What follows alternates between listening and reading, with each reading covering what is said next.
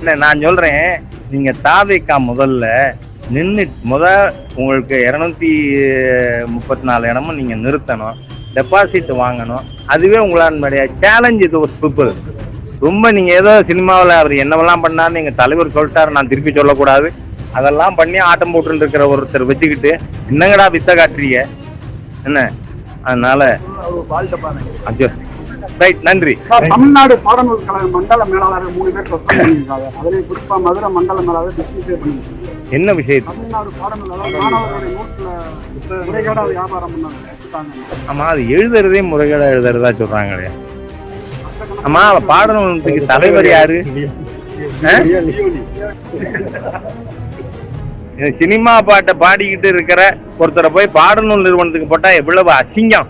இது ஒரு அருவருக்கத்தக்க அரசாங்கம் அதனால பண்ணியிருக்கு. அதனால அதை பத்தி we will investigate. Thank you.